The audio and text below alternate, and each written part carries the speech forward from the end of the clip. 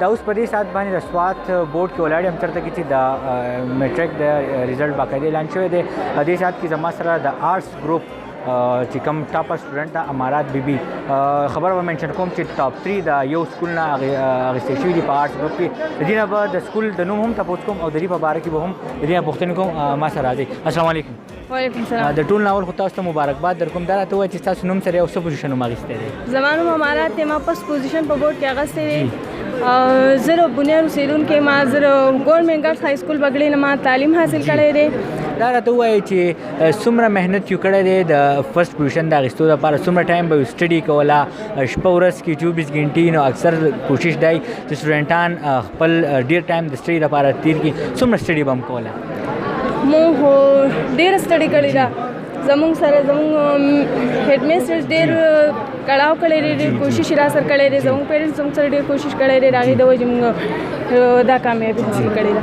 د ګورنمنټ سکول های سکول بګړۍ په هیډ میسټر صاحب هم دې ټایم کې ما سره موجوده ده. یقینا چې ډېر زیات د خوشحالۍ خبر چې درې واړه پوزیشنز د دې په سپرویژن کې د دوی څخه اخیستل. راځئ دې سره مختصر خبرې کوو. میم نن څومره ایکسایټډ دی او د سټوډنټ سره مو څومره محنت کړی دی چې ناول خو د الله تعالی شکر ادا کوم. زمونږ ګورنمنټ ګرلز های سکول بګړا بونیر زه پرنسپل یم او الحمدلله مونږ ډېر انعامونه اخیستي دي. په 2007 کې مونږ فرسټ پوزیشن اخیستی و او اوس الحمدلله 2 ځله مونږ KPK کې هم ایوارډ واخیستو او شکر الحمدلله چې اوس مونږ بیسټ 3 واړه پوزیشن فرسټ سیکنډ او تھرډ حاصل کړو. او د دې کریډټ چې دی هغه زما ټیچر زما سټوډنټ ته ځي. الحمدلله زه په خپل هم ډېر محنت کوم. زما سره چې کوم سټاف دی هغه ډېر محنتي دی او ډېر د وخت نه ړومبې راځي او د وخت وروسته ځي د سکول.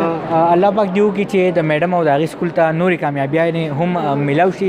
دې ساعت کې د دې سکول بله سټوډنټ هم ما سره موجود ده چې هغې کوم پوزیشن اخیستی. غواړم چې هغه راته په خپله ووایي. دې ستاسو نوم سره او څوم پوزیشن هم اخیستی؟ اعوذ بالله من الشیطان الرجیم. بسم الله الرحمن الرحیم. زما نوم حبیبه دی. زه د بنیر اوسېدونکی یم. ما د ګورنمنټ ګرلز های سکول بګړه بنیر نه تعلیم حاصل کړی دی. زه د خپل مور په پلار په دعاګانو او د خپل استادانو په محنت سره ما نمبر اخیستی دی. زما سیکنډ پوزیشن اخیستی دی په بورډ کې. نه چې کوم تھرډ پوزیشن هولډر ده نو هغه هم موږ سره موجوده ده. راځئ د دې نه تپوس کوو. ستاسو نوم سره او په نننۍ ورځ باندې څومره خوشحاله یئ؟ زه ډېر زیات خوشحاله یم چې زموږ استادانو زموږ سره ډېر زیات محنت کړی دی. نو په دې وجه موږ نن تھرډ پوزیشن اخیستی دی. موږ ډېر زیات خوشحاله یو. مهرباني.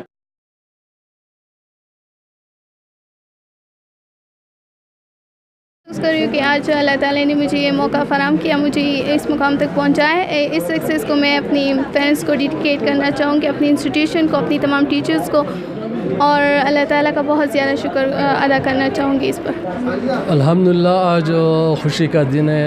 इनकी मेहनत का नतीजा है. इनकी टीचर्स और इंस्टीट्यूट और कबल मॉडल स्कूल की इनके लिए यही पैगाम है, बस अपना मेहनत करें.